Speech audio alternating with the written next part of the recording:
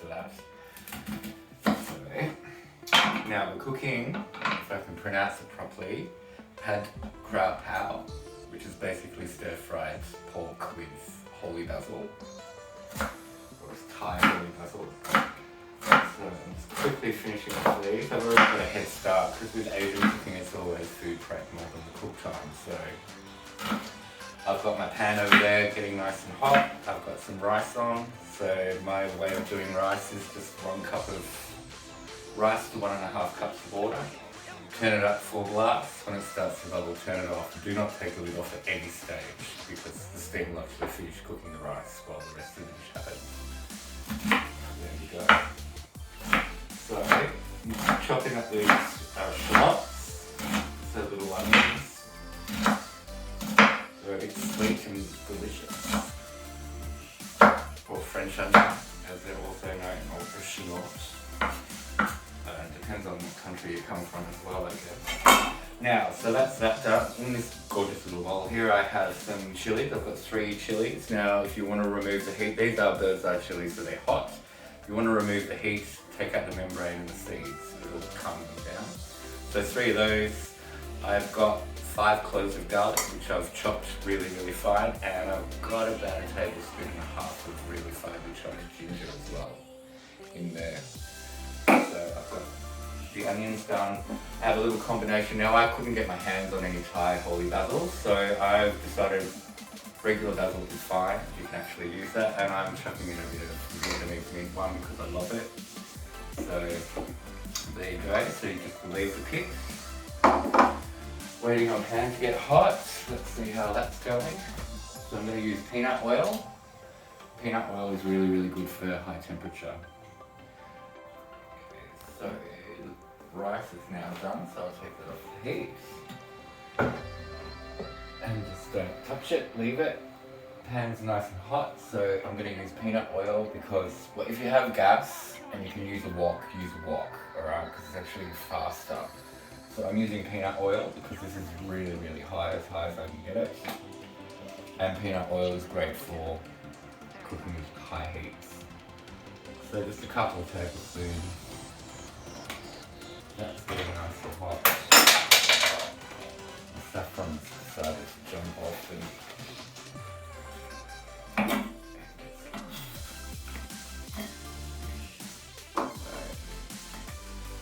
all this goes in together at once. So stop it a mess, that's right.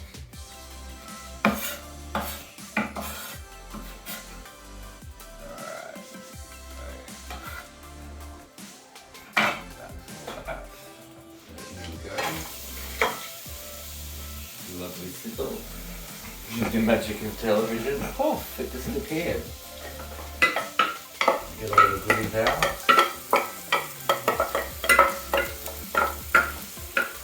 Now you want the onions to soften, but you don't want the garlic to burn.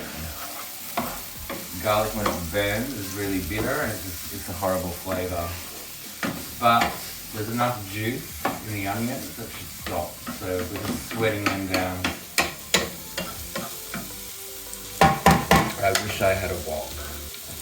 It would be all systems go. This dish actually takes about 10 minutes to cook if you're cooking with gas.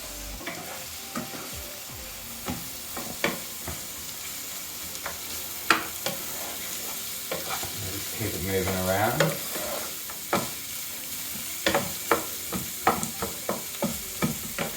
And you can tell that the onion's starting to cook because they start to separate into individual little pieces rather than into the slices that you can see there. And we just want them to go transparent. We don't want to overcook them.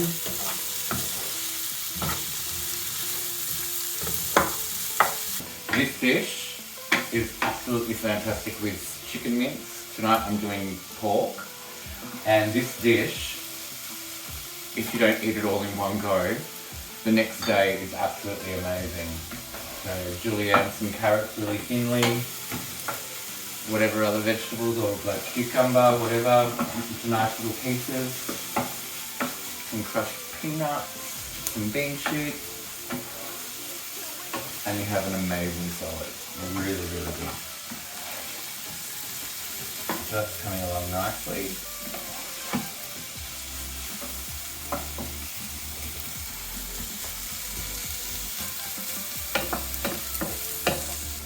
So I'm going to add the pork now. So 500 grams of free-range pork. Your lovely butcher. And that goes. And you want to break it up.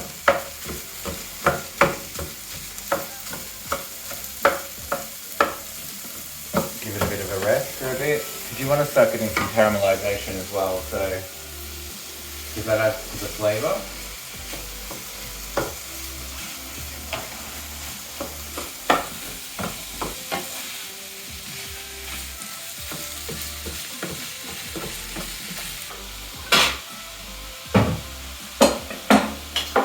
Some lime wedges for serving. That's ready.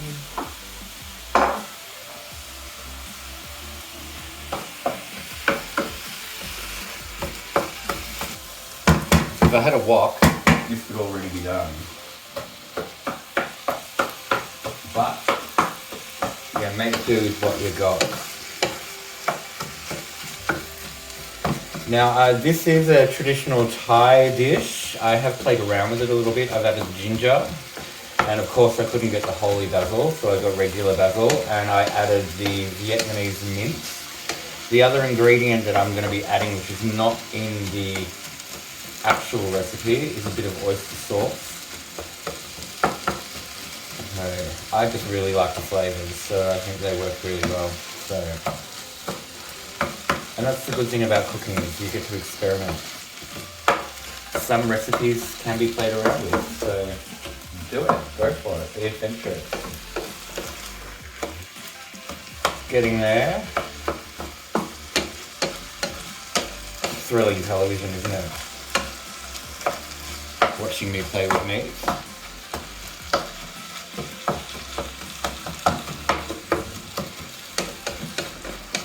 Almost done, and then I can start adding the sauces. I'm not adding any salt to this dish whatsoever, simply because of the fact that there's fish sauce and soy sauce and oyster sauce, so they are all very salty. And then I'll counteract that with a little bit of sugar to try and balance it out a bit.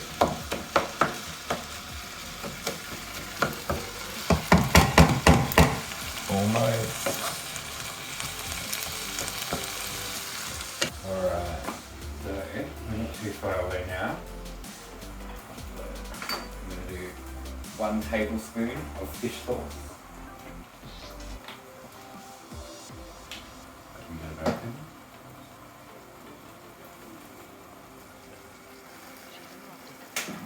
I'm going to do 1 tablespoon of oyster sauce.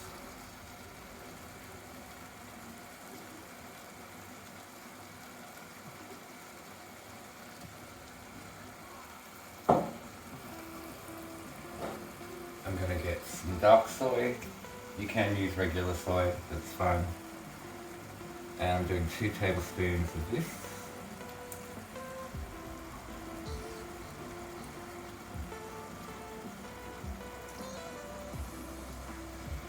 There's that.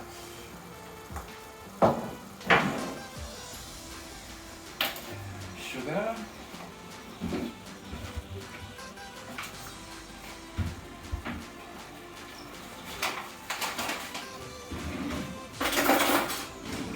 About cheese here also. Maybe just a fraction more. There we go.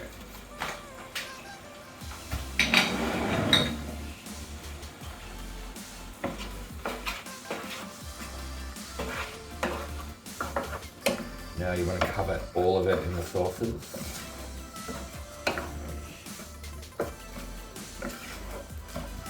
Temperature has changed, because you're not hearing that sizzle. The sauces have cooled everything down. slowly, it's coming back to heat.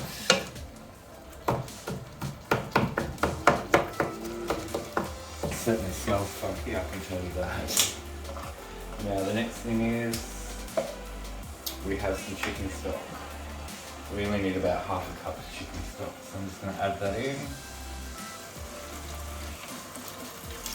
If you're lucky enough to have any brown bits, you're going to actually deglaze the pan, which is what you're doing when you add the stock to it. You deglaze, so you pick up all of the burnt little crispy bits on the bottom of the pan, which is where the flavour is. And again, the temperature's going down because of the stock. If you've got the time and the patience, heat up the stock first and then put it in. It just quickens up the process by having a hot stock. So we'll just let that cook for about 10 minutes and then it should be ready to go. We just want that stock to evaporate a little bit and just add a little bit of caramelization to the meat. So you've got all the stickiness of the sugar and the salts and stuff, so that should start doing its thing. So we'll be back in 10. Alright, so the liquid has started to reduce, so now what I'm going to do is I'm going to add the green element to the dish.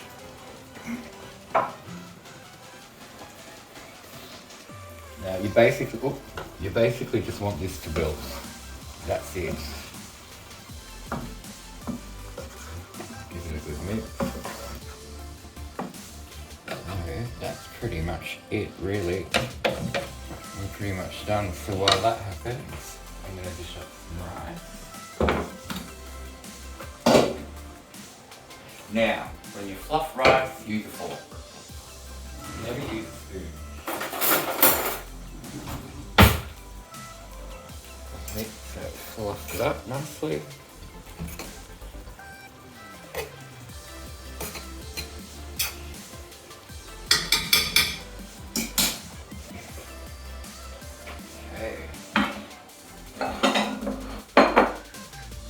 Now we are big eaters in this household, so we will eat all of this, trust me, in one go. Because once you start, you can't stop. I think this portion of rice actually fits about 4 people. Not here. Okay, clean that out a bit.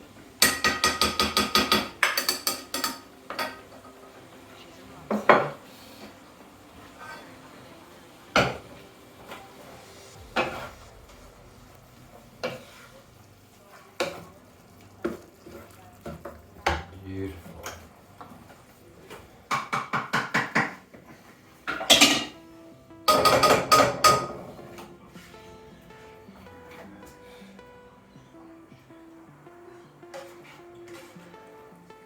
Still some juices there, which is nice because that soaks into the rice.